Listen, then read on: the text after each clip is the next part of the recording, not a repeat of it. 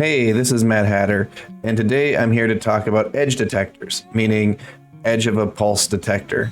So the idea behind these is that when you have a long signal and you want to figure out when that signal just started or when it just finished, this will help you figure that out.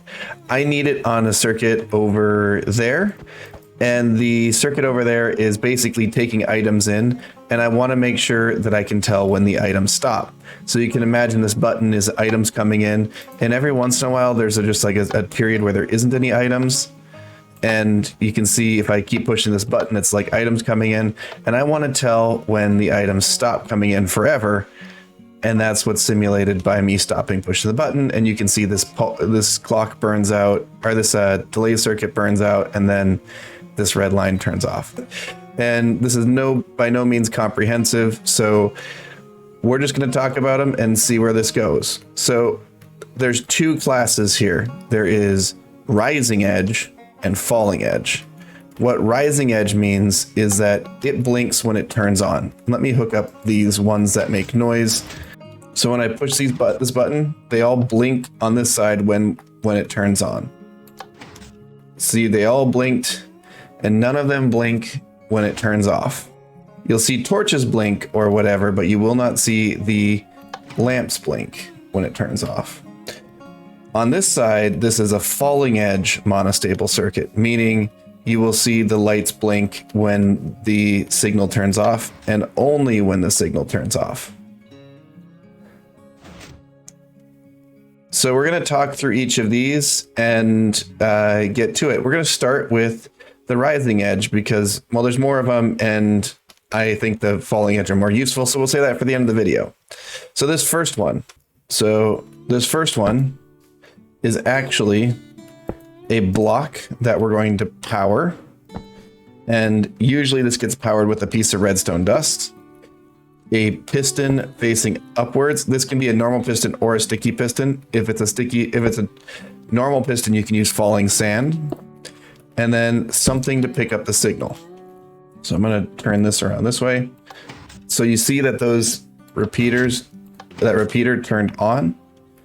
If I put a lamp there, I don't generally use that one because it makes noise. So now this one is a inverting torch tower. This one goes up, and I use it quite a bit because I can remember this one, or I can figure it out on the fly. What happens is these two torches turn off at the exact same time. And then this one adds 1 tick of delay. So this one will turn on 1 tick after this one turns off, letting it pulse through. So let's see if we can see it from the side. You see that? This one here turns off just a single tick after this one, so you get an off for just a brief pulse. I use this one all the time, but it does go up, meaning that it only works in the upward direction. It doesn't work in the outwards or downwards nicely, and it can get really clunky. The torch tower circuit can be built a little bit differently. This is another way I've seen it built.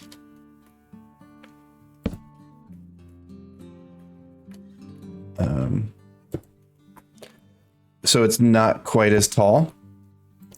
It's the same circuit. You can see it's just 1, 2, 3. It's just bent a little bit. And this one goes over at a diagonal. And when it goes over at a diagonal, that can be advantageous for some designs. And the output is on this block.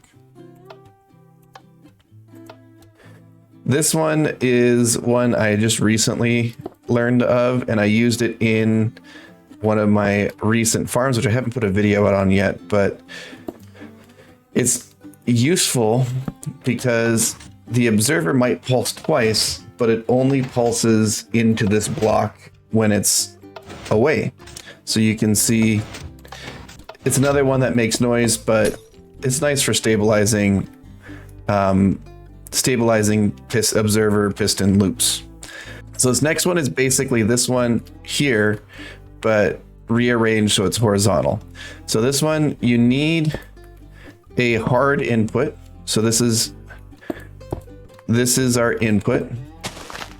and that's going to power this dust, and we're going to give it 2 ticks of delay, and then a torch on the output and redstone dust there. That's it. So this is the same as this tower circuit, but it is kind of trying to get it all on camera. So on this particular circuit, it's exactly the same as the torch tower, but it's flat, so you don't have to worry about how does it get back down. And then the last one I'm going to show you today is a comparator circuit, and this one works by the subtract mode on the comparator. So this, if you don't know, this light means that it's in subtract mode, and this one, when you hit this, it subtracts 15 off of whatever number you put in immediately after you get a pulse. So this is just using the 2 tick delay, and it subtracts it off after it gets powered up. So that's it for rising edge. There are probably more circuits in this that you can use, but that's kind of give you a concept of some of the things. So falling edge, I'm going to save this one for last because that's the one I just came up with today to solve my problem, but we'll start with some of these. So this is using a lock feature of repeaters that most people don't actually use that often. So what we're going to do is we're going to power this block a little bit longer, then we're going to lock this repeater. So when we're on, you see that it's locked. When we're off, it pulses. So on, it's locked. Off, it pulses. It uses the whole extra hold-up time of the repeater to make that happen. This is exactly similar to the counterpart of the moving piston to generate a pulse that we saw earlier. It just does it in the opposite stage of the movement. So the cool thing is you can detect both with this. Oh, let's separate them a little bit. So the cool thing is you can detect both with this, rising and falling edge. Anyway, that's all there is to that one. So this is one that I just came up with when I was playing with the other comparator subtractor. I realized that I could make a comparator subtractor that was falling edge, and really simply, we're just holding up the input side rather than the output side. Technically, you can just memorize this one, and it's falling edge there. And if you set the repeater ticks the other way, it's rising edge. So I like this circuit because literally it's just, 2 repeaters and a comparator, and you can configure it just by this side is falling edge. So this one will turn it on when it'll blink when it turns off, and this one is rising edge. So you just have to remember which way you want to configure it. Now the last one, and this one's a Bedrock exclusive, so it does not work on Java. And that's because on Java, this observer torch thing doesn't work. So now we do this, and there's a falling edge monostable. And I'll just put a torch off the side. This torch can come off of any side of the of that circuit.